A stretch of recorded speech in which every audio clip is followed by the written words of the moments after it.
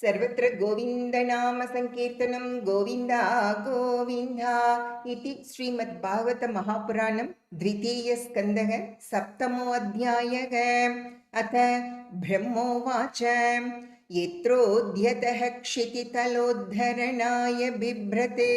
क्रौडीं तनुं सकलयज्ञमयीमनन्तः अन्तर्महार्णव उपागतमादिदैत्यं तं धं श्रयाद्रिमिव वज्रधरो दधार जातो रुचेरजनयत् स्तूयमान् सुयज्ञ आकूतिसूनुरमरान्नत दक्षिणायां लोकत्रयस्य महतीमहरद्यदार्तिं स्वायम्भुवेन मनुना हरिर्येत्यनूक्तः जज्ञे च कर्दमगृहे द्विजदेवहूत्यां स्त्रीभिर्समं नवभिरात्मगतिं स्वमात्री ऊचे ययात्मशमलं गुणसङ्गपङ्कम् अस्मिन् विधूय कपिलस्य गतिं प्रपेदे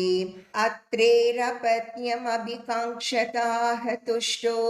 दत्तो मयाहमिति यद्भगवान् स दत्तः यत्पादपङ्कजपरागपवित्रदेहा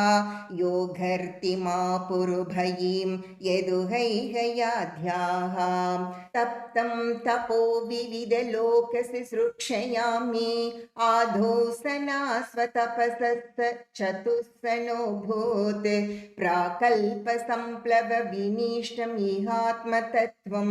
सम्यक् जगादमुनयो यदचक्षतात्मन् धर्मस्य दक्षदुहितर्यजनिष्ठमूर्त्यां नारायणो नर इति स्वतपः प्रभावः दृष्ट्वात्मनो भगवतो नियमावलोपं दिव्यस्मनङ्गपृतना घटितुं न शेकुः कामं दहन्ति कृतिनो ननु रोषदृष्ट्या रोषं दहन्तम् उत तेन दहन्त्यसह्यं सोऽयं यदन्तरमलं प्रविशन् बिभेति कामः कथं नु पुनरस्य मनश्रयेत विद्धस्य पत्न्युदितपत्रिभिरन्तिराज्ञो बालोऽपि सन्वुपगतस्तपसेवनानि तस्माद्धाद् ध्रुवगतिं गृणते प्रसन्नो दिव्यास्तुवन्ति मुनयो यद्वुपर्यधस्तात् यद्वेनम् उत्पतगतं द्विजवाक्यवज्र विप्लुष्टपौरुषभगं निरये पतन्तं त्रात्मार्तितो जगति पुत्रपदं चलेभि दुग्धा वसूनि वसुधा सकलानि येन नाभेरसा वृषभाससुदेवि सूनुः यो वै चचार समदृग्जडयोगचर्यां यत्पारमहंस्यं ऋषयः पदमामनन्ति स्वस्थः प्रशान्तकरणः परिमुक्तसङ्गः सत्रे ममास भगवान् हयशीरशातो साक्षात् स यज्ञपुरुषस्तपनीयवर्णः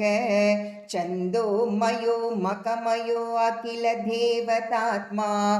वाचो बभूवुर्वुषतीः श्वसतोऽस्यनस्तः मत्स्यो युगान्तसमये मनुनोपलब्धः क्षोणीमयो निखिल जीवनिकायकेतः विस्रंसितानुर्भये सलिले मुखान्मे आदाय तत्र विजहारः वेदमार्गान् क्षीरोदधावमरधानवयूतपानाम् उन्मत्नताममृतलब्धयादिदेवः पृष्ठेन कच्छपवपुर्विदधार गोत्रं निद्राक्षणोद्रिपरिवर्तकशानकण्डुः त्रैविष्टपूर्वभयहासनृसिंहरूपं कृत्वा भ्रमद्भ्रुकुटिधंशकराळवक्त्रं दैत्येन्द्रमाशु गदयापि पतन्तमाराद् ऊरौ निपात्य विदधार नखैः स्फुरन्तम् अन्तःसरसुरफलेन पदे गृहीतो ग्राह्येन यूतपतिरम्बुजहस्तार्तः आहेदमादिपुरुषा किल लोकनाथ तीर्थश्रवश्रवणमङ्गलनामधेय श्रुत्वा हरिस्तमरणार्तिनमप्रमेयः चक्रायुधः पतघराजभुजादिरूढः चक्रेण नक्रवदनं विनिपाट्य तस्माद् हस्ते प्रगृह्य भगवान् कृपयोज्जहार ज्यायान् गुणैरवरजोऽप्यदिते स्तुतान्नां लोकान् विचक्रमहिमान् यदतादियज्ञः क्ष्मां वामनेन जगृहे त्रिपदच्छलेन याच्यामृते पतिचरन् प्रभुभिर्न चाल्यः नार्तो भलेरयमुरुक्रमपादशौचम् आपश्यिका धृतवतो विबुधाधिपत्यं यो वै प्रतिश्रुतमृतेन चिकीर्षधन्यद् आत्मानमङ्गशिरसा हरये भीमेने तुभ्यं च नारदवृषं भगवान् विवृद्ध भावेन साधु परितुष्ट उवाच योगं ज्ञानं च भागवतमात्मसतत्वतीपं यद्वासुदेव शरणा विदुरञ्जसैव चक्रं च दिक्ष्वविहतं दशसु स्वतेजो मन्वन्तरेषु मनुवंशधरो बिभर्ति दुष्टेषु राजसुधमं व्यदधात् स्वकीर्तिं सत्ये त्रिपृष्ठवुशतिं प्रदयंश्चरित्रैः धन्वन्तरिश्च भगवान् स्वयम् एव कीर्तिः नाम्ना नृणां पुरुरुजां रुजाशुहन्ति यज्ञे च भागममृतायुरवावरुन्द आयुश्च वेदमनुशास्यवतीर्य लोके क्षत्रं क्षयाय विधिनोपभृतं महात्मा ब्रह्मदृकुञ्जितपथं नरकार्तिलिप्सु उद्धन्य सावावनिकण्टकमुग्रवीर्यः त्रिसप्तकृत्व उरुधार परश्वदेन अस्मत्प्रसादसुमुखः कलया कलेश इक्ष्वाकुवंशावतीर्य गुरोर्निदेशे तिष्ठन् वनं स दयितानुज आविवेश यस्मिन् विरुध्य दशकन्धर आर्तिमार्चते यस्माद्धाद्वुदधिरूढभयाङ्गवेपो मार्गं सपद्यरिपुरं हरवद्दिदक्षोः धूरे सुहृन्मतितरोष सुशोनदृष्ट्या तातप्यमानमकरोरघनक्रचक्रः वक्षस्थलस्पर्शरुग्णमहेन्द्रवाह धन्तैर्विडम्बित ककुब्जुष गूढहासं सद्यो सुभिः सह विनेष्यति दारहर्तुः विस्फूर्जितैर्धनुष उच्चरतोदिसैन्ये भूमेर्सुरेतरवरूतविमर्दितायाः क्लेशव्ययाय कलया स्थितकृष्णकेशः जातः करिष्यति जनानुपलक्ष्य मार्गः कर्माणि चात्ममहिमोपनिबन्धनानि तोकेन जीवहरणं यदुलूकिकायाः त्रैमासिकस्य च पदा शकटोपवृत्तः यद्रिङ्गतान्तरगतेन धिविस्पृशोर्वा उन्मूलनं द्वितरतार्जुनयोर्न भाव्यम् यद्वै व्रजे व्रजपशून् विशतोऽयपीतान् भालां स्वजीवयदनुग्रहदृष्टिवृष्ट्या तच्छुद्धये अतिविषवीर्यविलोलजिह्वम् उच्चाटयिष्यधुरघं विहरन् हृदिन्याम् तत्कर्म दिव्यमिव यन्निशि निश्शयानं दावाग्निना शुचिवने परिदह्यमाने उन्नेष्यति व्रजमतोऽवसितान्तकालं नेत्रे पिधाय सबलो अनधिगम्य वीर्यग गृह्णीत यद्यदुपबन्धममुष्य माता शुल्भं सुतस्य न तु तद्धमुष्यमाति यजृम्भतोऽस्य वदने भुवनानि गोपी संवीक्ष्य शङ्कितमनाः प्रतिबोधितासीत् नन्दं च मोक्षति भयाद् वरुणस्य पाशाद् गोपान् बिलेषु पिहितान् मयसूनुना च अह्न्याप्रतं निशिशयानमतिश्रमेण लोकं विकुण्ठम् उपनेष्यति गोकुलं स्म गोपैर्मके प्रतिहते व्रजविप्लवाय देवे बिवर्षति पशून् कृपयारिरक्षुः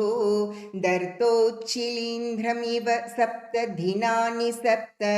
वर्षो महीन्द्रमनकैककरे सलीलम् क्रीडन् वने निशि निशाकररश्मिगौर्यां रासोन्मुखः कलपधायतमूर्छितेन उद्दीपितस्मररुजां व्रजभृद्वधूनां हर्तोर्हरिष्यति शिरोधनदानुगस्य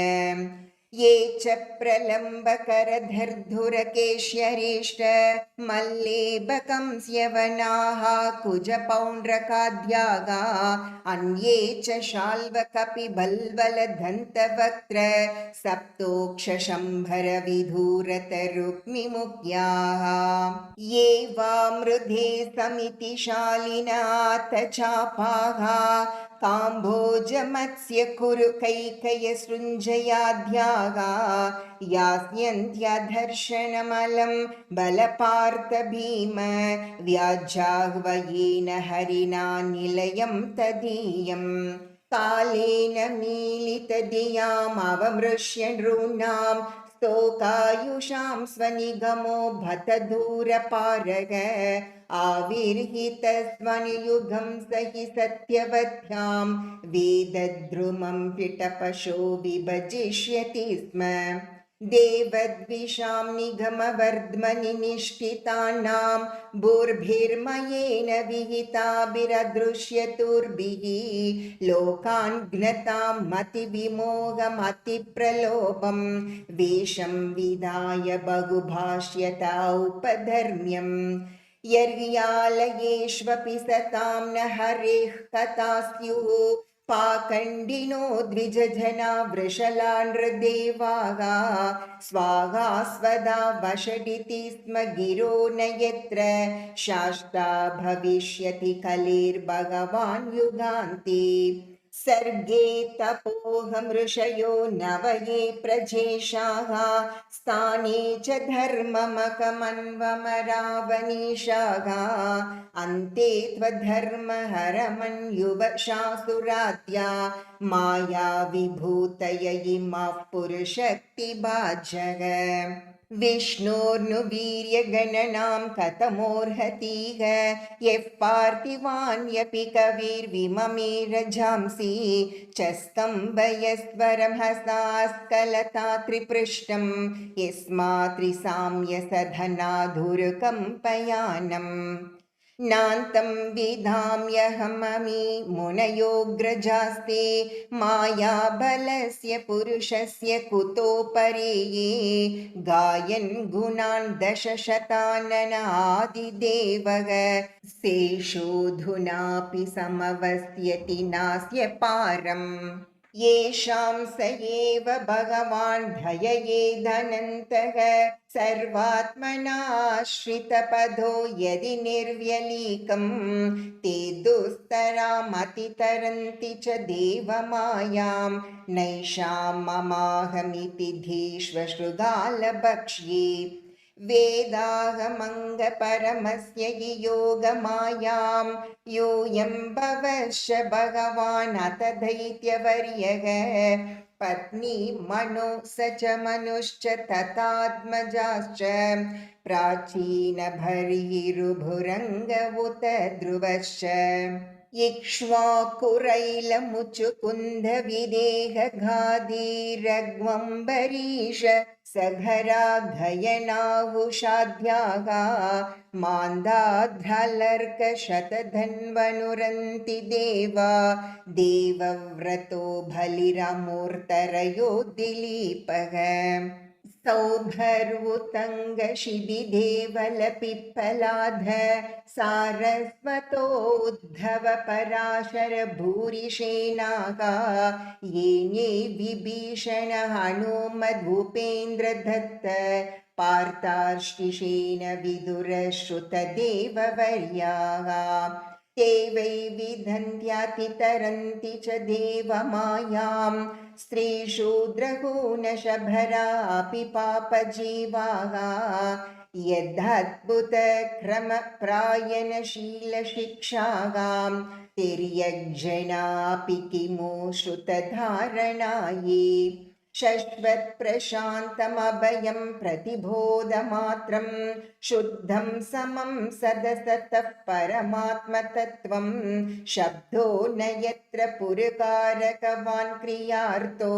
मायापरैत्यभिमुखे च विलज्जमानाम् तद्वै पदं भगवत परमस्य पुंसो ब्रह्मेति यद्विदुरजस्रसुतं विशोकं सद्र्यङ्नियम्य यतयो यमकर्तहेतिं जहियुस्वराढिव निपानकनिद्रमिन्द्रः स श्रेयसामपि विभोर्भगवान् यतोऽस्य